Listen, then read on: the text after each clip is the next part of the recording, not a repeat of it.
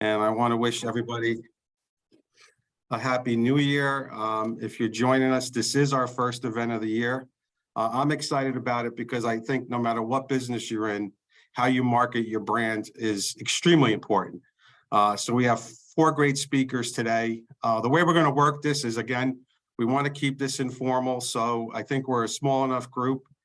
Ask questions. You could either use the chat box and Kathy and I can monitor it and we could repeat the question, or feel free to unmute yourself and ask the question. Because I think the takeaways, and when we had our speaker call, is we want everybody to walk away with some techniques, right? Some best practices on how to stay ahead of your competition. I think the title says it all. I think it's important no matter, what business you're in. And I think the majority of CIANJ members are in the B2B space. So, and that's a challenge, right? If you're selling a service, product, is how do you stay ahead, right? We're going to talk about digital strategies. We're going to have like a rooftop discussion, just kind of overall on the marketing strategies. And then we're going to hear from one of our larger members. So, but it's my pleasure to introduce our speakers. And I'll start with Chris Casarona, who's the Chief Creative Officer at Creative Counsel.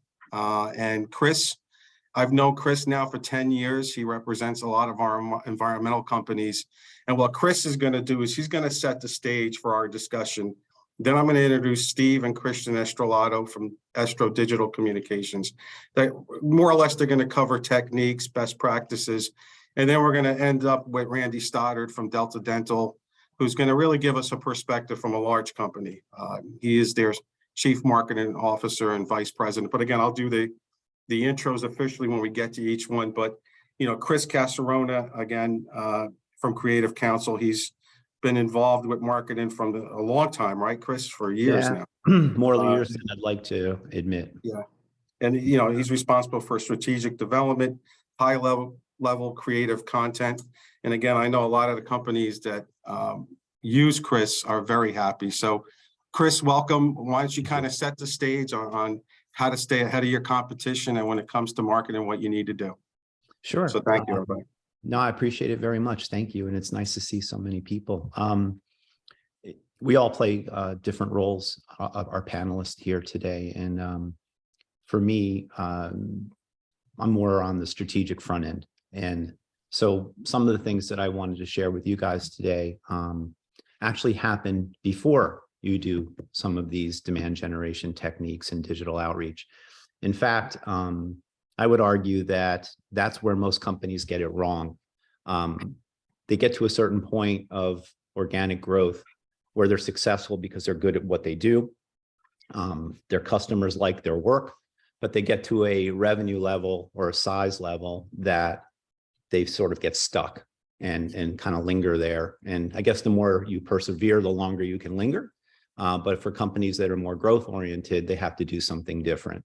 And a lot of times that's going back right to the beginning and evaluating your brand itself and, what a complete brand actually is, why is it important, and how to develop it or basically improve it. So before we get, and I'm going to not talk too long because obviously we do want to talk about some more tangible techniques and things like that, but there are very tangible things you can do in brand development. And I think, honestly, it's the foundation of an organization. A brand's not just a logo. It's not just a descriptor of what you do or a company name. In fact, I would argue it's even more than the promise that a company makes in terms of their strategic position, their tagline, we kind of call it, right? And that's the why you matter part. A lot of times companies fail to integrate their brand. So they'll create a new brand, go through that very, very challenging exercise, come out on the creative side with this stellar communication and fail to integrate it inside the company, not just outside. So a brand really is a fully integrated product, a fully integrated solution that kind of sets the foundation for what you do and why you matter to your audience. It also sets a path for your internal people in terms of how they keep that promise, how they behave when a company calls. Why are we all pulling the rope in the same direction, and how do we do that? So I would argue that a brand is much bigger than what people perceive it.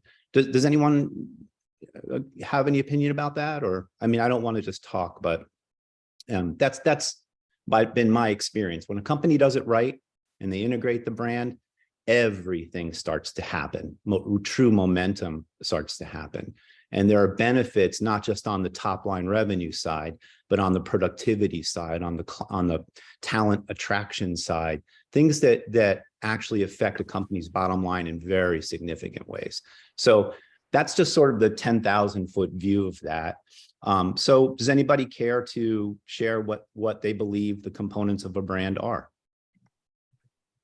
And again, let's keep this informal, so feel free to jump in. I mean, obviously, we know we have a graphic identity, right? We have a company name. In some cases, a graphic identity and a company name can be combined, right? So we have things like everyone talks about FedEx and whether you see the white arrow or not in the type design, or if you guys remember way back when Staples used to just have the L bent over to form a closed staple. They have since more recently separated that logo design with a symbol of a staple pointing down. So they've gone with a graphic and a name now, maybe just to make it a little bit more useful for using that symbol on things once people know it. There are two other areas of a brand that make it complete. There's a service descriptor, which is essentially what you do, very straightforward. And maybe the most important one is the tagline, or the why you matter. It's pretty much the only part of a brand that comes from an outside-in lens and is a direct customer benefit. And yes, it has something to do with what you do, but it's really more about why they should care about it. So those are the four areas of a brand. And you can look at your own brand and say, do I have all of that stuff in terms of my core communication? And then, why is that important? So any questions or anything at this point?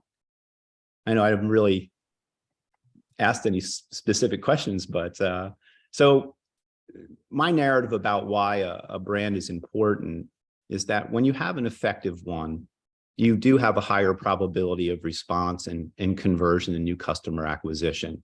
So when you know that, and you've gone through that process, you have a lot more responsibility then and opportunity to invest in market engagement. To invest in heavy market engagement and digital programs and billboards and whatever your company might do to reach their audience, prior to understanding the why you matter and that formula of communication is a really risky investment. If you don't really know and you haven't figured it out, you can get lucky, or it could cut the other way. If a brand's not effective, a market can get a message and say, that doesn't make any sense to me. And it kind of goes the other way and is not helping your brand succeed, right? So Chris, I actually, go ahead, because I have a couple of questions. I'll just kind of build on what you were talking about. Everybody has a logo, and you could see some of them on the screen right now. Everybody should have a tagline, but I thought you said something interesting that I know I do personally. When we had our speaker call, that you really need to know your competition too. And you need to know how they market too. So, high level, I know a lot of our companies invest in marketing plans and strategies. And then to your point about integrated internally, maybe if you can just provide a little bit more insight as to what you mean by that. Sure, absolutely. You go through a brand exercise to determine how your strengths and opportunities align with what your best customers value most, right? So you want to align to that. So the first part about that is you have to go through your own self-assessment. And we're not going to drive down that too far because there's a lot of different theories about that today, between SWOT and PEST and all these different considerations. Does everyone know everyone knows what a SWOT analysis is, right? PEST is a newer assessment tool. It's primarily for external factors that can affect a company, where SWOT kind of looks at both internal and external. But when you've gone through that sort of learning initiative, what comes out at the end of that is, what the organization believes are your best strengths and opportunities. You absolutely need to then go to the customers, right? We need to learn customer 360s, customer inquiries. We find out through that process what you would consider your A customers to value most about what you do for them. Well, if you do that across 20 or 30 customers, you're going to learn some very interesting things. And then, Tony, as you mentioned, competitors, that's sort of the third area of learning. It's quite easy today to understand what a competitor is saying and positioning or failing to by just reviewing their websites and any content you can get about them. I mean, people do not put things on their websites that they don't want you to know. So, you know, you talked about takeaways of what people in this group could do without hiring anyone. And I would argue that one of the easiest things to do is to do some searches on key terms about how you think you should be found and see who comes up. Take a look at those companies. How are they communicating about themselves? When you read a discovery piece of text on their homepage about why they're important, what are they saying?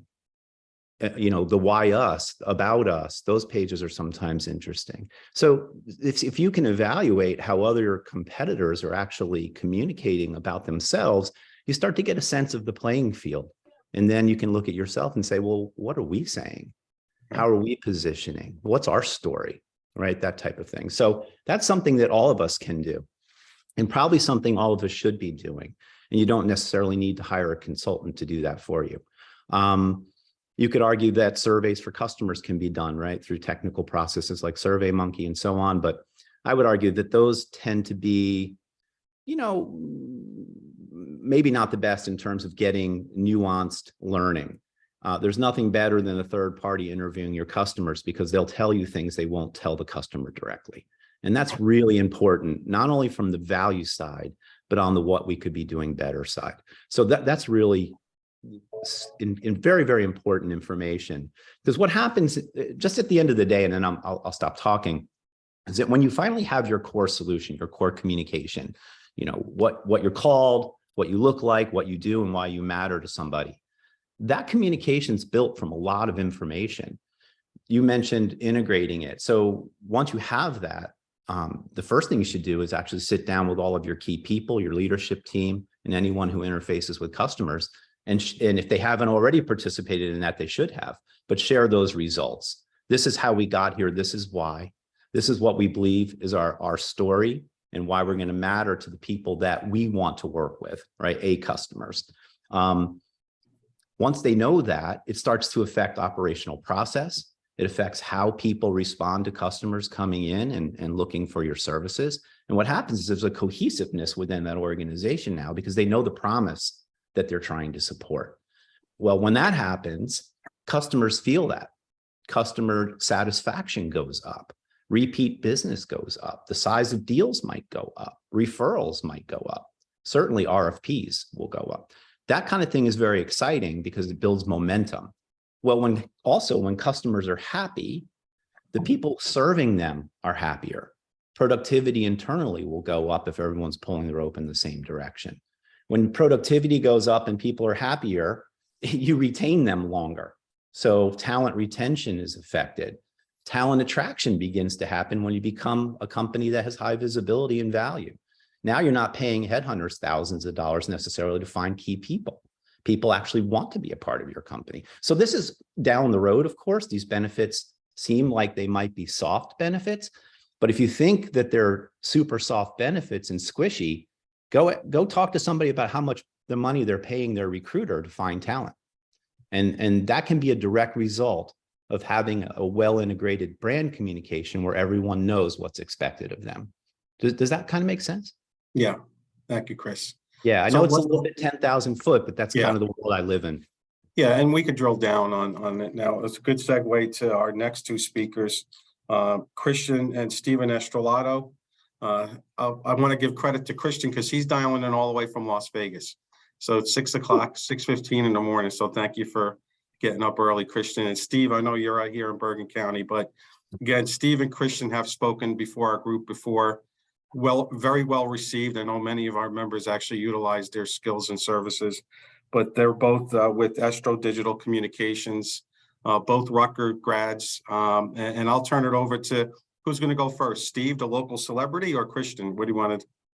The local celebrity, because I'm energized and pumped. So Chris is at the office. I just came from the gym, so I just ran in here. So I'm good to go. I'm good to go. So Chris, thank you so much for laying the foundation and the fundamentals, back to basics, right? These are things that, it seems so commonplace if you're in marketing. Oh, what's a brand?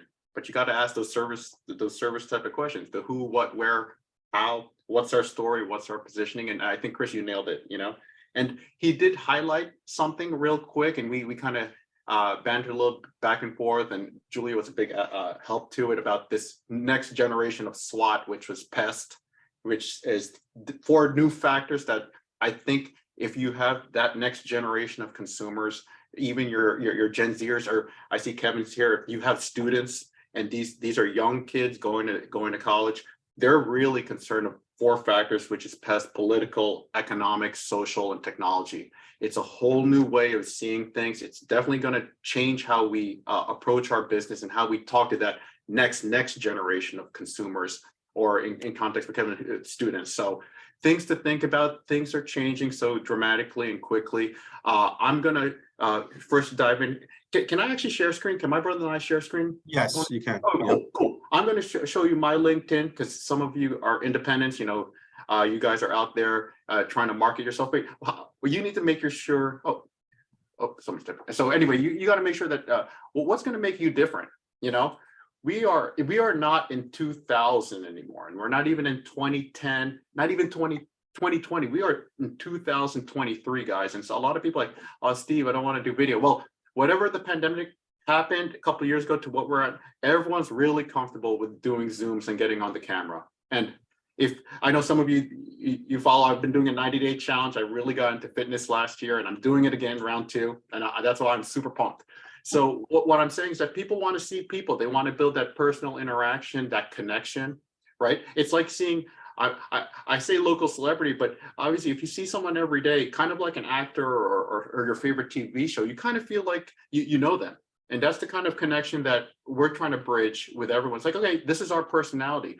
Really, everyone's vetting everyone before they even do their conversations, their meetings, or get them in for the interview. You are going to look at their social media, if it's not even LinkedIn, Instagram, Facebook, and see what they're really up to, because you want to make sure that they align, right, with your organization. That's the biggest thing. Do their values align? And it works both ways, right? So I'm going to show you my LinkedIn real quick, and Chris is going to show you really some exciting stuff, what we're doing online for ourselves, our clients, and we're actually going to show you some intricacies like, oh wow, that's how you guys do what Chris is saying on the strategy level, but implemented on the web. And people think the web is it's actually called the World Wide Web. It's not the Wild Wild West. Everything is interconnected. So I'm going to share my screen real quick, and I'll show you my LinkedIn here. You guys see it? Yeah. All right, cool. A couple of key things, and I've noticed too, when I, feel free to connect with us. There's a couple of key things that I noticed too. One, here, you can actually put a little story, an intro story. That's something you guys can do. And I noticed that not too many people are doing that. 2, a lot of people don't even have a banner. I mean, these are just the real basics of your branding. And that's why I'm bringing it up. It's like, oh, what's your branding? Okay, well, you don't have a banner. You don't have a picture, which nowadays it's kind of awkward. Like, wait, am I talking to a real person? There, at one point, we went from having screen names on AOL chat rooms to, if you're not a real person on the computer, you're not a real person. And now oh, well, I don't want to be on social media. It doesn't make sense, because social media is just social proof. You're either in it or you're not. And that's how people believe it now. So with that, I mean, I have fun with it now, because, I put a nice title, but in context, my brother and I are digital web. I'm actually a Google certified project manager and digital marketing expert. We work on mobile app development. We're subject matter experts and work on pretty big websites. So, you want to lay it all out. Where'd you go to school? My brother and I are very big alumni of Bergen Catholic. And I see John here as well. So, we did this great Careers for Crusaders event, which is good, because now you're building a relationship. Right. And I mentioned doing this 90-day challenge. So I'm shooting a little video every day. And and Tony, I told you, I shot a little video just pumping up this event today. So that was Thank you. So I reposted it too. I reposted it, build a little bit more hype. So with that, you have a nice about section. People ask about the about. Yeah, write something, make it personal. Write a little narrative. I'm going to rewrite this because, I want to make it pop more, but I'm always working on it. Where'd I work? My brother and I have been in business for a very long time, had a couple pictures and stuff, what we did for schools, right? And then our certifications, and these are certifications from Coursera, I really recommend it. And I have the credential IDs and people are like, oh, wow, you're fully loaded. Yes, fully loaded. Because you're vetting us before you even talk to us. That's my big takeaway on that. So definitely, I really recommend if you're a service-based accountant, lawyer, whatever business you're in, you want to have a robust LinkedIn, and you also want to do a lot of videos. I'm telling you, you know, pictures are cool, but people want to hear you talk. You know, like today, we're talking. You know, we're sharing our intel. So that's on a personal end, but Chris is going to show you the big picture on a business end for your company. So I'm going to stop share, Chris. All right, thanks, Steve. Thanks, Tony. Yeah, so basically, I just want to build on what Chris brought up in the beginning of the panel. It's if you're looking for growth, everything we do is on digital. You have to look at it as two parts. It's you need first the marketing, which is actually equal to traffic. Then you need the proper website and landing page, because what you do with that traffic. What Steve was building on is your marketing aspect to it. It's all social, it's all Google ads, it's all social ads, blogs, SEO. That's basically what it is in digital marketing. And the second part to that, after you get the traffic, what do you do with the traffic on your site? And let me share screen. Can I share screen? And I will show you what we're currently doing for ourselves, what we're doing for one of our clients. Like our main website is Estro Communications, but we have all these landing pages we build on Keep and on ClickFunnels. It's like what Steve was saying, like he's positioning himself or ourselves as the subject matter experts in project management, full stack development. We do two things: full stack development and medical marketing on the digital side. So once we get that traffic, what do you do with that traffic? As you can see here, we have our contact form as a simple form fill. But this is something we worked with one of the other CIANJ members, Fern.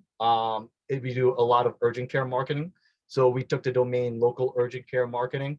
And this is more of a robust ClickFunnels site, what we do for funneling our own leads, especially because we're in the B2B space and the medical space. The reason why we're building out these landing pages for us after we get that traffic is to provide some sort of credibility and that trust factor. As you can see here, these are awards, what we do, what we offer for potential clients. Then the form fill, we offer a free ebook, especially with who we work with, because we do try to work with our clients for at least 3 to 4 years, that we need to do this type of landing page strategy. We built this one on Keep. So I could give you a little a little back end to that when it comes to this type of marketing. This is the back end to that type of landing page. It was a simple landing page. It's literally just 2 or 3 pages. But the sequences, we build out sequences just for ourselves, and not just for ourselves, but for our clients, in which we have touch points for 10 days. We have automatic touch points. We have text messages going out to them. And that's where a lot of this, how do you get ahead of your competition? And to build what Steve and Chris were saying, it's you have to touch everyone on the web all the time. That's just how it is now when it comes to traffic. Social media is no longer, like, you could use it as a photo album, but if you use it for your business, you have to drive traffic to these sites. Then you have to put them in a motion into a marketing platform. This was made famous from HubSpot. You could even read I read a book, I gave it to Steve. It's all about sales online.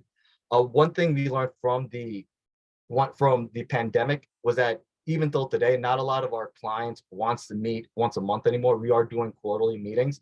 And we figured out if we can actually get everyone online to build leads, building a sequence or whatnot, we can actually generate more business that way, not just in the New York tri-state area, New Jersey area. We started expanding throughout the country. And with this landing page, this 3-step system, how to get new patients, follow the sequence. Then here's a screenshot. I blocked everything out, but this is an urgent care out over in Texas that came in through this whole funnel system. It's a process. That's basically what we're saying. Like, if you're not following that process, you're not following the traffic model. That's where the marketing plays in. But it's more of what do you do once you get that traffic. It really comes back down to how do you get them in and how do you put them into your sales process eventually for your new business development lead to get in charge of that, to convert, or how do you get that sale right away? A lot of what we do, especially in CIANJ, is a lot of B2B. If you're looking for that growth, it has to be online. There's only so many touch points you can do now going to a conference. We're going to a conference in Las Vegas at the end of the month. We only can plan 6 or 7 meetings in that conference. Here, everyone's looking. There's people there across the world, or let's just say keep it in the country, who's looking for your services. It doesn't matter if you're just based in the tri-state, New York City tri-state area. If you're looking to expand up to Boston, up to DC, there's so many businesses out there that's currently looking that you can actually find the exact person at that right time. But most importantly is how do you convert that person? So Christian, can I jump in real quick?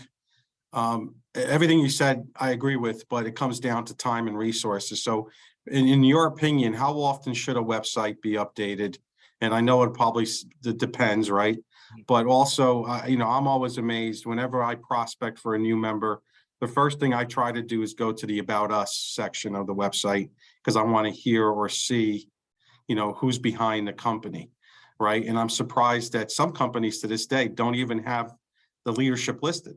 So how important are the different aspects of a web page in terms of testimonials, clients, services provided, About Us? I mean, if you had to rank them, what would you say? It's just all of the above. Oh, Steve, go ahead. Okay. Oh, wait, quick, finish your point and I'll turn.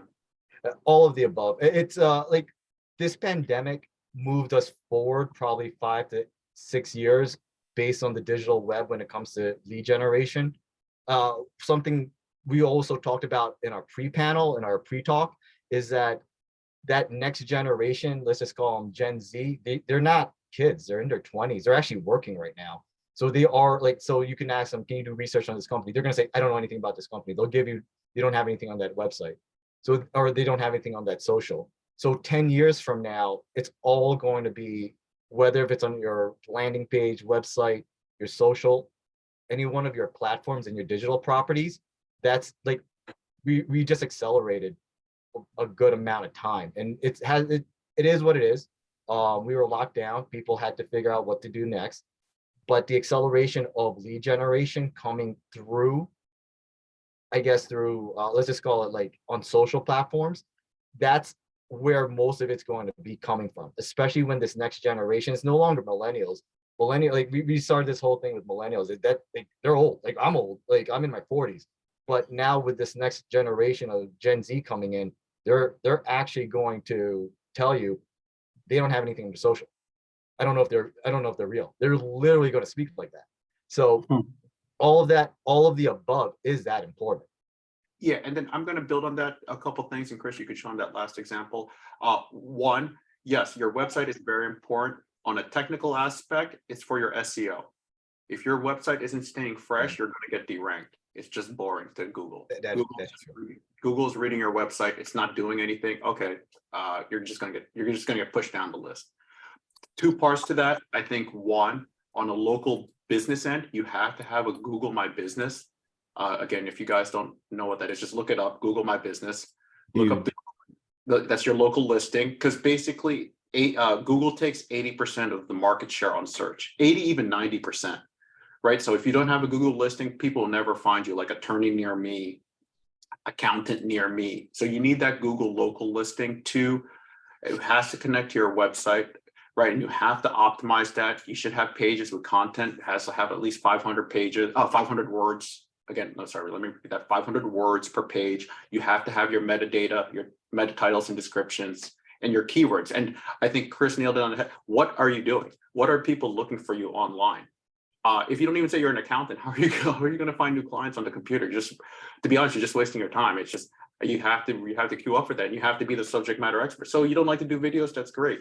Then write the blog, 1,000 words. That 1,000 words gets queued up on search. Then you become the subject matter experts in your local area. It's all on, the computer is that smart. It already knows you're in this area. It's something technically called the ICBM. it stands for something, but I know what it stands for. But the point I'm trying to make is that it knows you're in this local radius. So you are going to queue up on search if you got that local listing, and you always currently update your site and put out social. It's a winning formula. But again, who has the time? Who has to work? You got to make it work. You want new clients. You have to do what we're doing. We're telling you it is an online strategy. We showed you what we're doing with the urgent care stuff. It is garnishing a lead. That Citra Care in Dallas is a very big company. I'm like, wow, that's a huge company. We're not even leaving our desk. That's why we can, we can super commute like this. And then lastly, on an HR perspective, if someone wanted to say something, but on an HR perspective, human resources, we're actually doing a top of the lead funnel. Chris, if you just want to share cues real quick. Cool. Yeah, really quick. I don't want to take up too much time. And yeah, we love working with you. Brian is amazing, Bergen Catholic guy. So that's a very, very love working with him. But here, we even wrote something up for CIANJ, and we were allowed to write a bunch of stuff up. But this is a landing page. It's to find new talent in the HVAC space. It's something that we like. The marketing theory behind everything now is, if you're a younger millennial or a Gen Z, this is all going online. That's our marketing theory. It's all social. It's all online. Maybe older millennials in their late 30s is doing everything online too. So we are making things online, easy for them to interact with us or with our clients, and they can get a call back or an email literally within 24 hours, especially if it's a new talent acquisition, or for us, a new business development lead, that we give that time. We don't give that much time. We want to get everyone a response literally within 30 seconds, either both a text message, email, phone call. This isn't new. If anyone here uses HubSpot, that is their strategy. They made that famous. And they started that around 2010, 2011, that type of online acquisition. This can work with both either HR recruitment, lead development, and even in some sort of B2C capacity. Like we said, we break it up to two parts: our marketing theory, and we believe that it goes across all industries and all boards.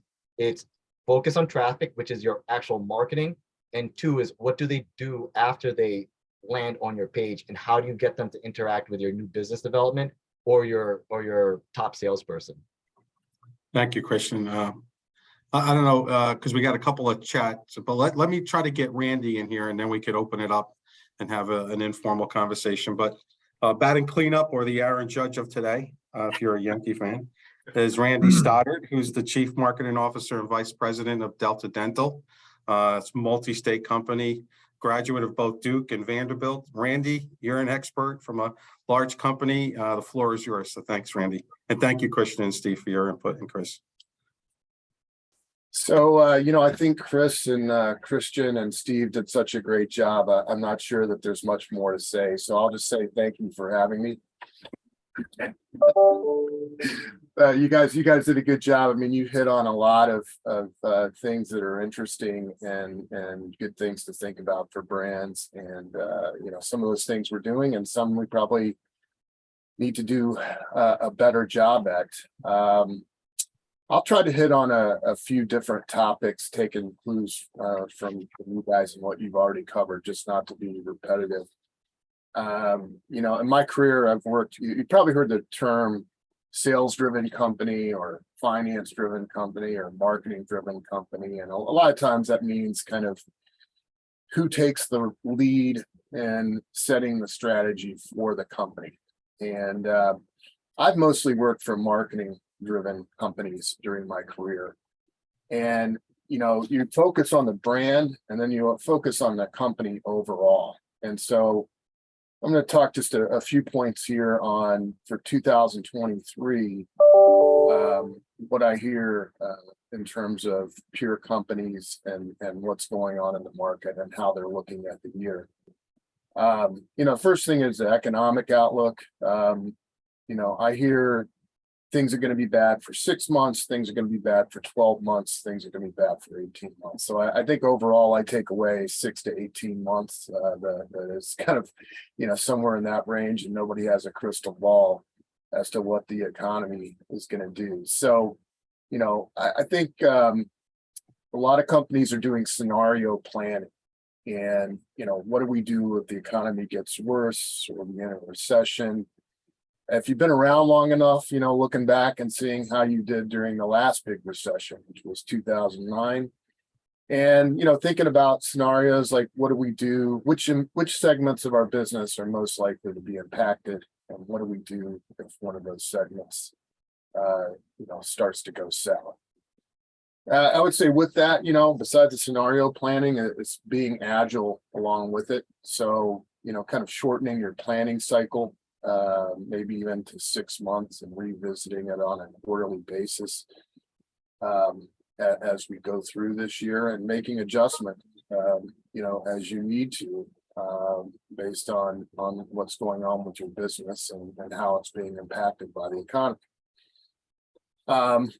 What I would say not to do is don't make drastic changes or decisions, and don't cut marketing. Easy to say that as a marketer, but historically there's been a lot of research about recessions and the economy, and companies who continued to invest in marketing or even increased it during marketing spend during a recession generally came out better on the other end.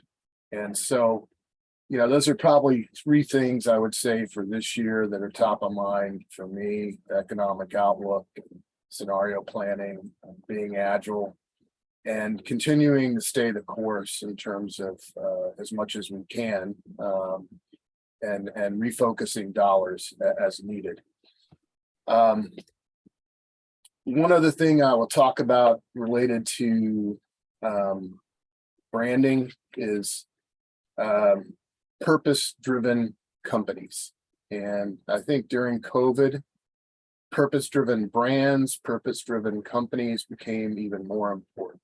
And especially the younger generations want to work for a company that has a purpose. It comes up in interviews.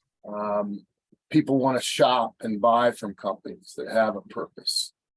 And going back to a comment Chris made, if your employees are happy and engaged, they're going to deliver a better service and a better product and a better customer experience. So how do you, creating a purpose is kind of difficult. I mean, our mission at Delta Dental is to promote oral health by providing accessible dental benefits to as many people as possible. And this includes through a foundation where we give about $1 million a year in grants to provide care and oral health services to people who can't afford it, seniors, veterans, people with disabilities, that sort of thing. That's our mission. And from it stems, our value proposition, which I would say is 2-part. One is we believe everyone deserves a healthy smile.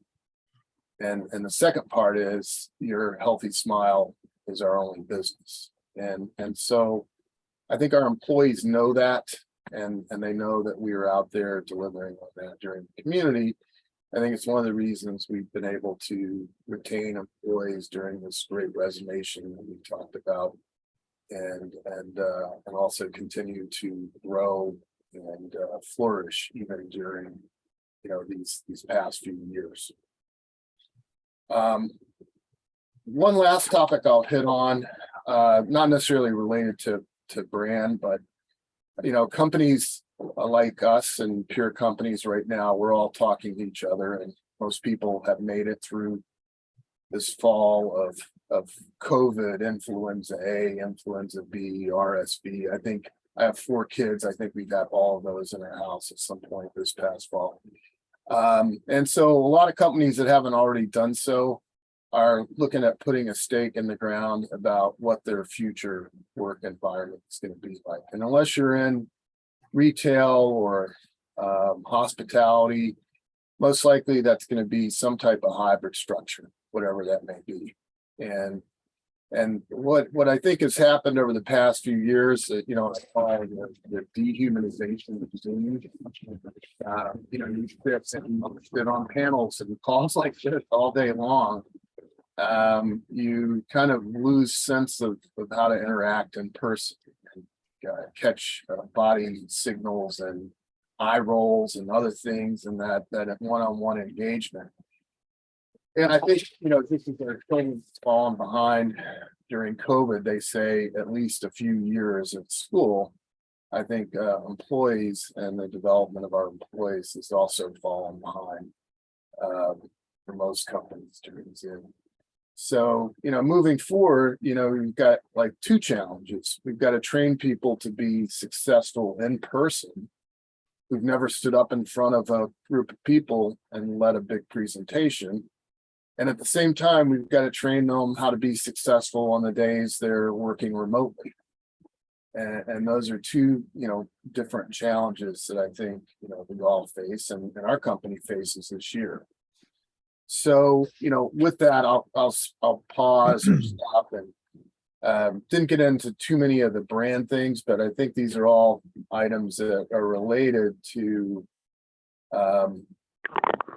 delivering on our brand promise, service, and increasing the value of our brand. Thank you, Randy. All right, we have about 15 minutes, and now this is the part where we'll open it up. And I see in the chat box we have a couple of questions, and I appreciate some of the panelists responding. But let me kind of throw out a couple of topics, conversation grenades, if you will. One marketing expert told me, Tony, McDonald's, you see their advertising on TV all the time, but yet there's not one person on the globe that doesn't know who McDonald's is, right? And I said, he's like, well, why do you think they advertise? And he said something that I didn't appreciate at the time. He's like, because they want to remind you as you're watching that TV program that they're there. And the same thing could be applied to the service providers. Why would you advertise? Why would you exhibit at a conference? It's really to remind people that you're there so that when that need comes up, they're there. So I didn't appreciate it until he said it. And obviously you could see that McDonald's does that. But one of the topics I have, and then I'll open it up to everybody, is shelf life, right? And Steve, on a speaker call, we talked about this. We are bombarded every day, not just the emails, text messages. You watch TV, you have a ticker at the top, you have a ticker at the bottom, information overload, as I call it. What's the shelf life of, your brand, your message? Who wants to take that? Yeah, thank you, Tony. I'll take that. Actually, I'm gonna add to that. I want to add to what you're mentioning with McDonald's as a sidebar, real quick. In slang, they're flexing. They are just flexing, meaning that they're just letting you know they're the top boss, they're the top dog in the QSR, quick service restaurant industry, right? Because what we're saying in the phone call, there is no more middle. You're either the local burger shop or you're McDonald's. You can't be in the middle. Right, so you either have to think you're the top, or you're down here. With that, they're just letting everyone know that we're bigger than Burger King. I don't even remember the last time I saw a Burger King advertisement. It's what it is. Like, they're letting you know, I will advertise all the time because we have the means to do that and go to Super Bowl. That's what they're saying. Like, I mean, be honest with Chris and I, we can't go to Super Bowl. That's $5 million, $7 million now, or whatever that is. That's way past even income. How do you do that? So that's something to think about. Shelf life, to answer that question, shelf life, maybe 3 hours. We're at that velocity now. We have a formula when it comes to social media. I think we're at story level, and story level is when you're posting a highlight on Instagram, you've got 3 hours before people forget you're there. Because I was trying to get the statistic how fast people swipe on TikTok. It has to be milliseconds. If we went from a 2-minute elevator speech to maybe a 20-second post to straight up now milliseconds, they're going to forget you. Everyone's got 0.5 seconds on TikTok. Oh, what is it, Chris? 0.5 seconds. The kid, they're swiping. They're not even stopping. Okay, so if we're talking about point, right? That's crazy. So Tony, we're talking about 0.5 seconds.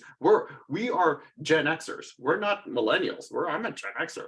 Whatever millennials and Gen Z and so forth is doing, it's just compound of how we think and how fast we're working. Chris and I are just on the cutting edge of it, so we're staying on track and on speed. But if you're not working at our pace, you're going to get left behind. The bus already or the train left the building. So to answer shelf life, ASAP. I appreciate that, Steve. Yeah. Posting every day. Yeah, let's open it up now. And again, unmute yourself, ask questions, please. We have the experts. No question, is off limits here. And then we can kind of get to some of the questions in the chat box. Who wants to jump in? I would like to offer just one thing, Anthony, if that's okay. Sure. What Steve is saying is absolutely true. It's an extreme end, though, that you have to understand. I think one of the things you want to consider is your context, who your market is, what industries are they in, what is their level of adoption, how do they get their information. It's really important to understand that because, on one hand, attention span is 0, right? On the other hand, you can have what we refer to as fatigue from people just bombarding you with, like, I have a relationship with an accounting firm in New York where their marketing person is pounding social media every 7 seconds. I don't even read their posts anymore because I can't. It's not important enough for me to read that. Now, their top of mind is fantastic, but the value of that content to me is 0. So, you have to kind of balance it with who you're actually communicating with. And that's going to change. And I think that's why Steve's message and Chris's message is so important. As we go through our careers and as we age through our careers, that market's getting younger and younger and younger. So the specifiers and the project managers and decision makers are getting younger and younger as well. And we need to be aware of that and how they communicate. So it's not a static situation. There's no one answer there. But I would say continually thinking about the context you're in leads you to probably pretty appropriate decisions. Thank you. We got a couple of hands up. I'll start with Lucy Sorrentini. Lucy. Can you hear me, Lucy? Oh, I can, Tony. I'm taking myself off, but I think Debbie's hand was up first. So I'm going to defer to Oh. Debbie and then I'll come second. Debbie, go ahead. I'm sorry, Debbie. Oh, that's so kind of you. Thank you so much. First off, thank you so much to the panel. I think this information is extremely valuable. My question is about the 1,000-word blogs, and Tony brought up the information overload. So I'm thinking, would you say, anyone on the panel, would you recommend that yes to these blogs and maybe pulling brief sound bites, clips, important info into a faster read, a quick post, and then that would lead those who are interested to your blog, like make the most of it in that way? What's your thought? Yeah, and thank you, Debbie. I know I'm the one who mentioned that, and thank you so much for staying tuned. It's so I'm so excited that you're energized and you're excited about it, because exactly what you're saying. When you're scanning the New York Times or whatever you're looking at, they have the quick take on top, and they have that voice recording. They're just creating content for the web, which, again, here's a technical term online. Again, we that's what we do. It's called domain authority. You're trying to create domain authority for your website. If you're doing that and have the quick take on social to the blog, you're building, well, obviously subject matter expertise, but second, domain authority technically on SEO. So to answer your question, yes, have the quick take, maybe of the soundtrack or the podcast, and then the content below. Steve, can I just build on that? And Debbie, to answer that 1,000-word blog, that's the minimum standard for the crawler for it to take it as like a recommended piece of content. So to push your rank up. So whoever is doing your SEO, that's why they recommend that 1,000-word blog, because that is the minimum. It has to be at least 1,000 words. I would just add, I think. Okay, thank you so much. Thank you. I think understanding your role in your customer's life is very important. I think about dental insurance every morning when I wake up, but most people don't. And I always say probably people spend maybe 15 minutes a year on their dental insurance.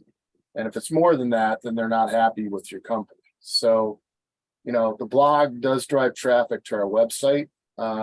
We just need to be relevant with what we're commenting about, because if we comment about things that we're not seen as being knowledgeable about or relevant, then that's going to cause people to stop reading our blog. So it's think about our role and what people want to hear from Delta Dental, and how frequent as well. Thank you, Randy. All right, Lucy, thank you, Debbie, for that. Okay, awesome. Yes, I guess my question to the panelists, so Lucy Sorrentini, first of all, I'm the CEO of Impact Consulting, and we are a professional services firm that delivers consulting, coaching, and training in the area of leadership development and diversity, equity, and inclusion. So a services business. And much of the work we do, in fact, all of the work we do is business to business. The first ask that we normally get from clients is for a copy of our capability statement and our corporate PowerPoint, because our website, in our case, much of our business is built on relationships. So while they validate us on our website, they really want to get a hold of sort of the one pager and then the details that we share by way of the PowerPoint. So I'm wondering if there are any best practices that you all would recommend, as we're in the middle of a branding refresh and we're probably halfway through. But any recommendations or best practices to either one of those two elements, either the corporate PowerPoint or the capability statement that you could share, would be appreciated.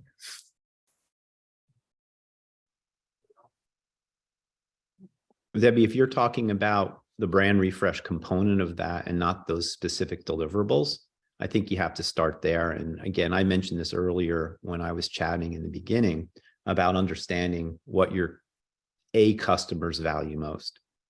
There's no point in spending a lot of time learning about companies or people that you don't want to work with. So the ones that bring you down, the ones that don't appreciate your work, the ones that pay you very late, the ones that complain all the time. Very little chance you're going to convert them to a C or a B. And in my opinion, it's better to cull them out and send them to your competitors, right? Let them get bogged down in inefficiency and misery. So if you understand customer classification and what the criteria is for doing that, you can get a profile or persona about the people you do want to work with and what industries they're in and so on. That should be an important thing when you're considering your brand refresh, because it's going to affect the promise that you make in the story that you're telling, and it's going to call the market for you when you move forward with future marketing endeavors. So you can apply that to your deck. You can apply that to your capability sheet in the leads in the top end of the reason why, and anchor it with the specific things that you deliver that are features. I would assume in your business in DE&I, it's going to be, how technically, is it a good product? Do you have a platform? Can I install 2,000 customers from Bristol Myers Squibb very easily, get through my training, and are your training examples fresh and current? For example, those kinds of things are what you're going to anchor that positioning with. But you have to understand that primary customer value and how you align to it first. Sounds great. Thank you, Chris. Sure. All right, other questions, topics? I have one or two. And when do you try, and Randy, you kind of alluded to this, you have to have a purpose, but what do you think when companies take positions on controversial issues in terms of how they market their company, or when they try humor, good or bad? Did you say try humor? Yeah, like when do you insert, because not everything is funny to everybody, right? And I think, you have to kind of walk that fine line if you take a position on something controversial in terms of, and I guess, Chris, what I'm saying is, how do you distinguish yourself, or how do you separate from the pack? I've talked to some companies, and again, it's different when you're a larger company, multi-state, and I remember when the whole abortion decision came down from the federal government, a lot of the bigger companies were taking positions on it. But then again, that could go both ways, right? I mean, we've never been more divided as a country, I think, right? If you watch the news and, so I guess from a marketing perspective, my question is, when do you take a position on something controversial, or you try humor to kind of set yourself apart? Is it dangerous? Do you try it, change it?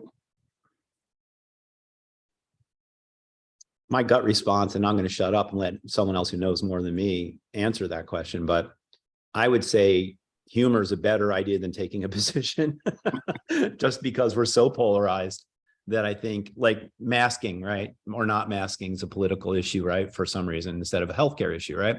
So I saw something on social media, thanks to Steve probably, of an illustration of someone that had a glass of red wine strapped to their face. Has anyone seen that? And the headline said something like, "It comes in white too," so it was kind of funny because, it was about drinking wine, but it was all about masking. And, it's just, it's humorous, but it doesn't necessarily take a side. So I don't know. I'm not big on alienating audiences because of political things. Yeah, I would just say you got to ask yourself, are you commenting internally to your employees, or are you commenting externally? I think those are two very different things. Commenting Absolutely. externally, I would say you got to go back to, I would go back to what I said about the blog. Are people out there expecting your company to comment on X topic? Are you relevant to that topic? Do they see you as a thought leader on that topic or having any relation to it whatsoever? And if not, they're going to see through it and probably think less of your company as just trying to grab some attention. Yeah. It's about context again, right, Tony? Yeah, no, I agree. It's interesting how some companies will venture in that direction, but I agree with you, Chris, that humor is more on the safer side. It's just everybody's looking for, how do I separate from the pack, right? And whether that's, how you drop your message, when you deliver your message, but I think that comes down to true value, man. I really do. People look for trends and things, and trends are very important to understand as part of a study in any given point in time. Because you want to align your position to a trend that's moving in a positive direction, because that speeds the uptake of what you're talking about. People are already engaged with it, right? So trends can be important, but I always fall back to the same thing, man. Like, what do you do and why does someone care? What's the value of what you're doing for someone? And now, okay, I have a competitive landscape, and I find out through my competitive study that 75% of these companies we're really not competing with. It's these 25% that I want to be on the short list for, because now we're getting to secondary levels of differentiation and nuance, right? But we're aligning to the same A group of customers that we want to talk to. The 75% that where my message doesn't resonate, I don't want them anyway. right. I want to feed them to my competitor. It's a good point. We have a couple more minutes left. Any other topics, questions? Tony, let me just build on what your point, Tony, and Chris and Randy had brought up good points. I think on the big scale with the big corporations, I think to look at it, because I was reading a few white papers on it.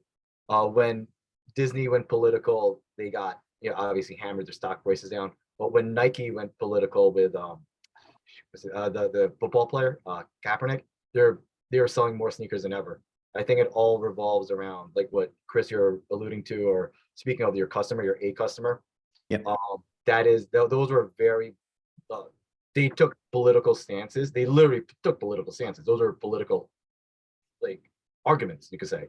But when it comes to the customer, Nike was rewarded in 2021. They were selling more sneakers than ever. But then Disney took a stand. It's just, I think it just comes back down to your customer base and your messaging. Obviously, there's a big. These are big corporations that we're looking at, and they're bigger than ever. Their caps are bigger than ever. Their markets are bigger than ever. So we get to see it real time. And I think it really comes back down to your customer base and what your message is. And are you willing to die on that hill? And that's something that I think we're going to see 10 years from now, that these are going to be white papers based on what Disney did, what Nike did, what Adidas did. These are major billion dollar companies. And we're about to see what probably in the next 5 years, what happens to them. And it's going to give us, what's going to happen in the future will be based on the white papers, based on the success or failures of what they did over the past 2 to 3 years. Good point. Steve, last word before we wrap up. Well, I'm energized. Hope you guys have an energized day, but I had a quick point. Randy mentioned something I thought was a smart, enigmatic type of point. I think it's something, Tony, to think about too, with this whole branding thing. Because Randy runs a big operation. Obviously, you can't get bigger than Dell. They're huge. But my point is, what happens on a branding perspective when you have thousands of employees, and then now what's the extent of them as people, and then working for a big company? Obviously, if this is a family business or a small company, it's one thing. But some of the people here online, these are big companies, hundreds, if not thousands of people working for them. And what's the fine line, branding versus I work for this company and I have to keep myself separate? I think we're still facing that issue even today. So Great. Tony, I just wanted to add one quick thing too for you, is you were talking about differentiating. I know you're thinking a lot about the association and what you guys are doing. Don't miss the point that what you just did today is a differentiating factor, for CIANJ. So good work. Well, thank you, Chris. Good segue. We like to stay on time. I want to thank our panelists. I want to thank all of you. Here's what's important. We have a lot of marketing people on. We do have a steering committee. We have 14 forums. Please take a look. And if you want to be part of it, just shoot me or somebody on the team an email and we'll add you. But stay tuned for more of these type of programs. So hope to see you at the, upcoming events. Check our website. So thanks, everybody. Thank you, Chris, Christian, Steve, and Randy for your time. And we'll see you at the next event. Thanks, Thank you, guys. everybody. Bye-bye.